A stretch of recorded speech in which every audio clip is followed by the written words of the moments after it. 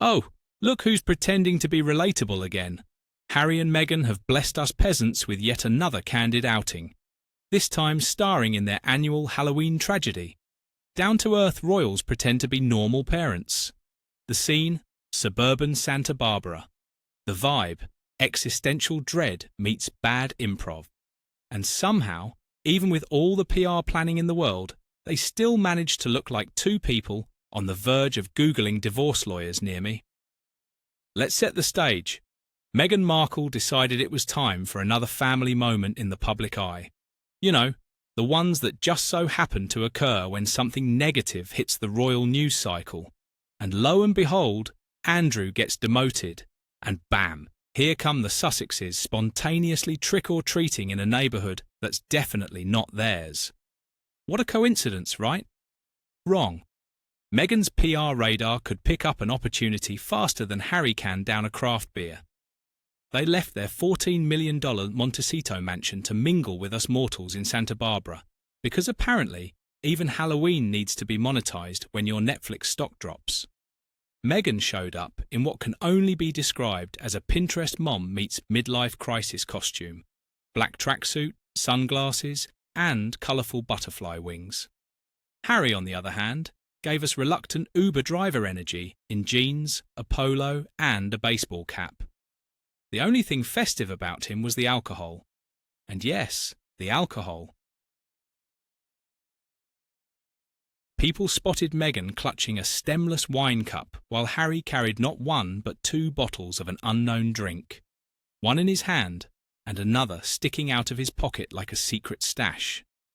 Their kids, Archie and Lilibet, were allegedly there too. It's almost like this wasn't Halloween at all, but a random Tuesday where two ex-royals decided to cosplay as responsible parents.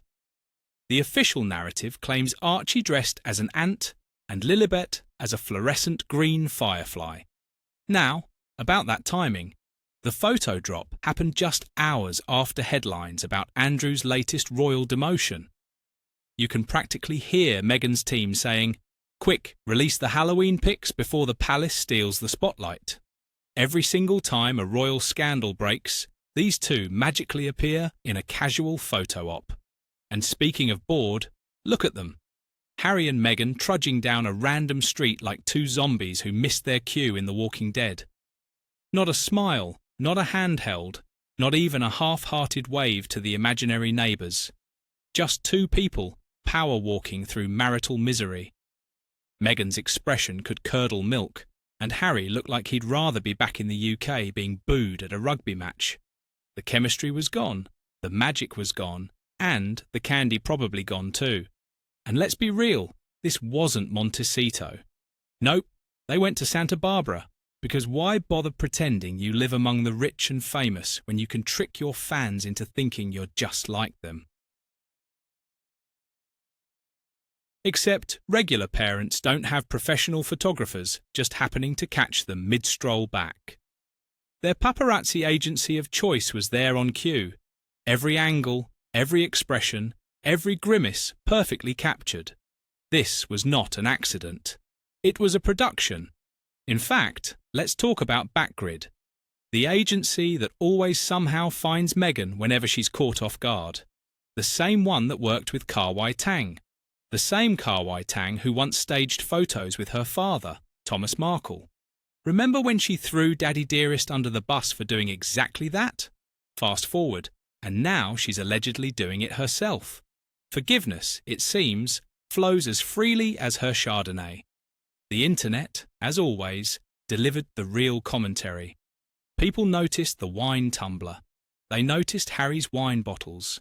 They noticed the lack of children, the fake spontaneity, and the dead-eyed stares. They look like the drunk couple every neighbourhood avoids, one commenter wrote.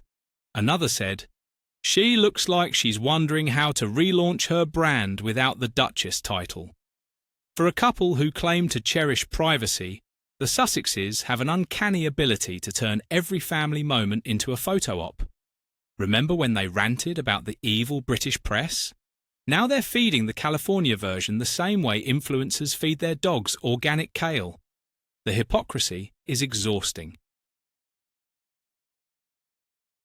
You can't spend years suing tabloids for invasion of privacy, then ring up your favourite paparazzo to capture your latest costume party that somehow has no kids, no joy, and no authenticity. And let's address the misery radiating from those pictures.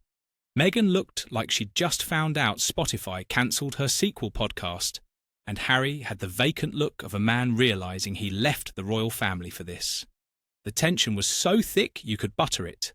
Their body language screamed argument, their faces screamed hangover, and their lack of engagement with each other screamed contractual obligation.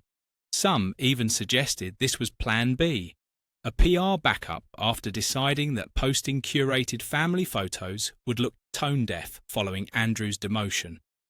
Instead, we get this raw, authentic moment that's about as genuine as Meghan's British accent from 2018.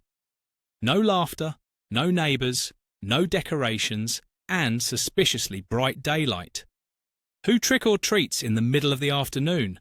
Apparently, the Sussexes do because natural lighting matters when you're staging photos. And yet, the absurdity doesn't stop there. These are people who once claimed their children's security was at risk from paparazzi. But here they are, in a random neighbourhood without visible protection, waving their famous faces around like clickbait. It's also worth noting that Meghan's Halloween effort was, well, underwhelming. For someone who used to run a lifestyle blog, a recent lifestyle Netflix show, and claims to love creativity, this was lazy. A butterfly cape from Amazon and sunglasses. Not exactly Pinterest-worthy. Meanwhile, Harry didn't even bother.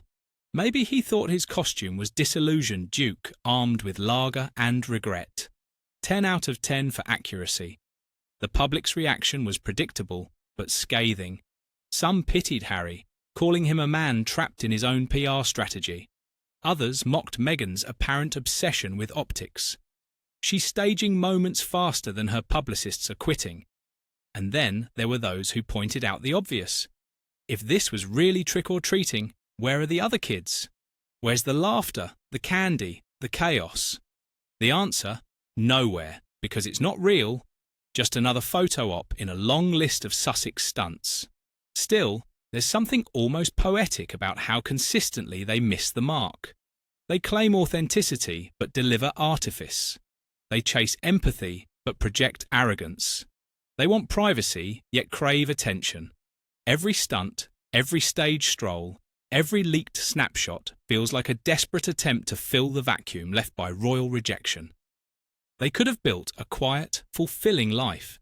Instead, they turned into reality TV caricatures forever performing for a public that stopped clapping. At this point, their relatable image is as believable as a Hallmark Christmas movie plot. Two ex-royals trying to prove they're just like everyone else, except with designer sunglasses, bodyguards, and million-dollar Netflix deals. The longer they keep up the act, the more hollow it sounds. So what's next? Maybe next Halloween they can skip the backgrid booking and actually enjoy the holiday. Maybe let the kids have fun, smile without thinking about camera angles, and skip the mid-afternoon booze stroll. Or maybe they'll go all in, hire a film crew, release a trick or treat with the Sussexes documentary, and call it raising awareness about community engagement. Because when it comes to Meghan and Harry, there's no such thing as an unmonetized moment.